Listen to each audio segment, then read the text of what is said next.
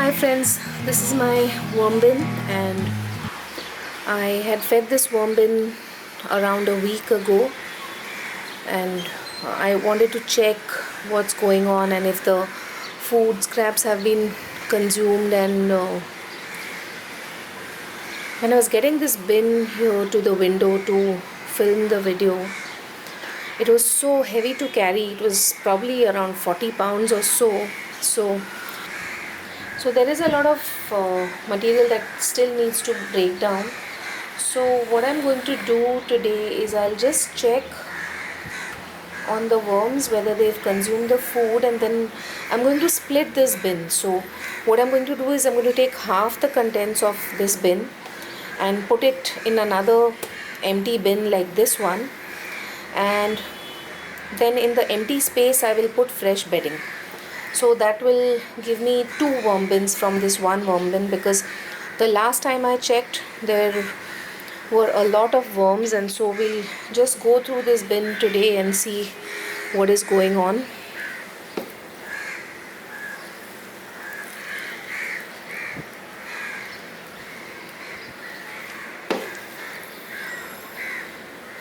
This is the corner that I had fed last week, so they haven't really got into this corner here. Probably it's a bit warm. Let me see what's going on in this corner.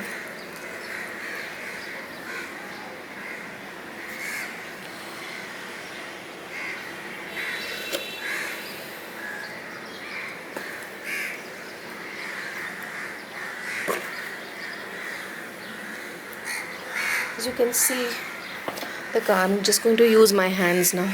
There are a lot of castings and it's ready to harvest actually.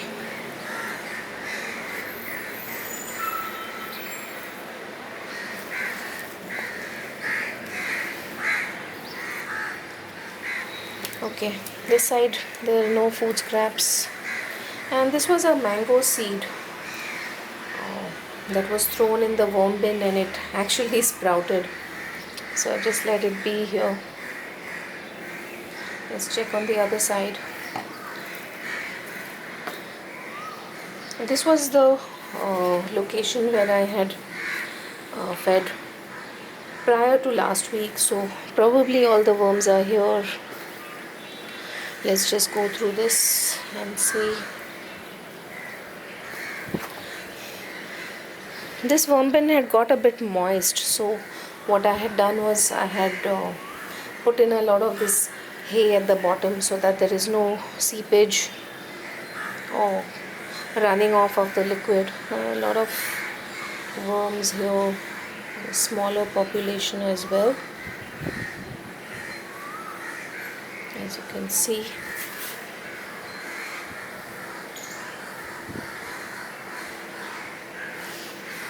And let's check now in this corner here and see what is going on. Yeah, this section I had put in waste potatoes. They just seem to love that.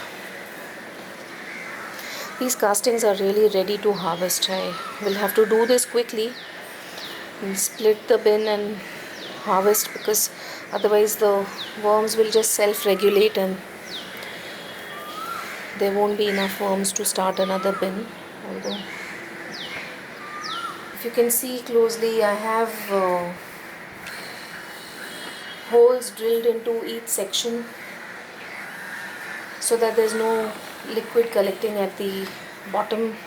So I'm just going to shift half the contents into this bin. Just transfer them roughly.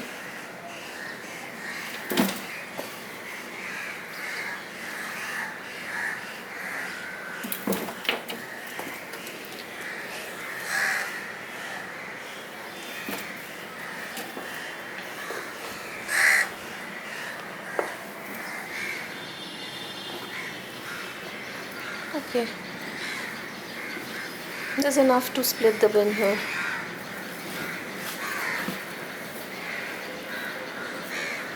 as you can see.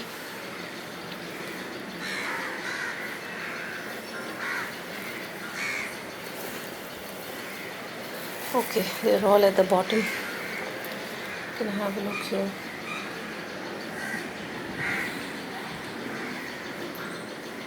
Enough of them.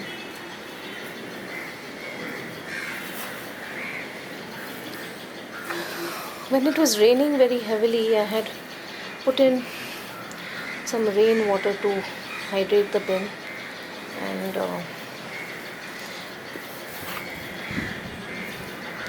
yes, the castings at the bottom are a bit moist, but that will sort itself out once I separate the bin. As you can see, they are all here at the base. So I'm just going to put all of them into the next bin.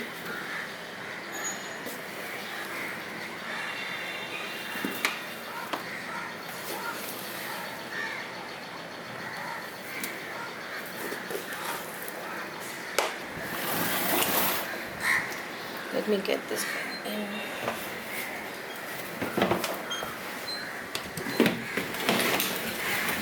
So this bin is half full, and so is this bin. I'm just going to leave this bin in the light here so that all the worms go down. The worms don't like light, so they're going to go inside the vermicompost, and then I'll just shave off half of the contents of this bin also, so that the ready vermicompost is out of the bin.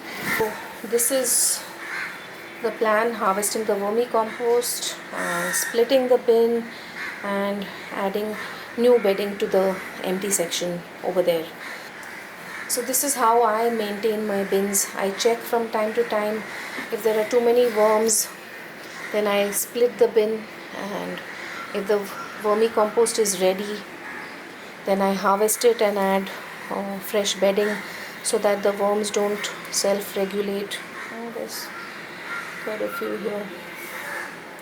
So now, as I was going through the bins, I realized that I need to actually harvest out the vermicompost because it was completely ready, and I ended up doing so. The first tray weighed in at 15 pounds.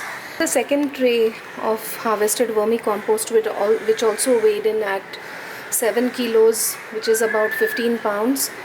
So that's 30 pounds.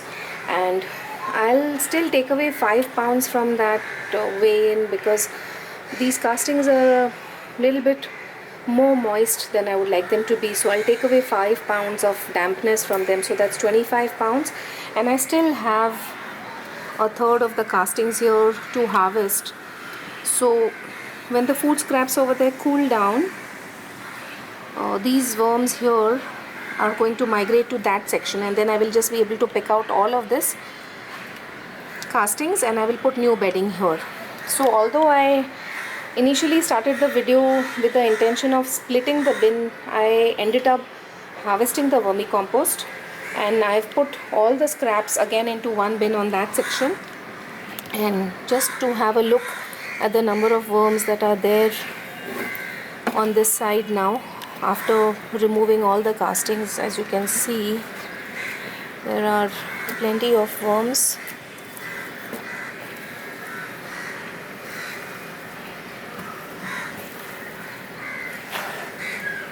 All gone underneath because I've troubled them quite a bit today. Turned them upside down several times, but as you can see, there are plenty of worms, big and small. So again, I will have a thriving worm bin population, and they actually go through the scraps pretty quick. In fact, this is one of the advantages vermicomposting has over regular compost, is in a month or in 6 weeks, whatever you've put in, they've gone through it and you have castings ready. So I hope you enjoyed this worm bin tour, which turned into splitting the bin and then harvesting the vermicompost. Thanks for watching.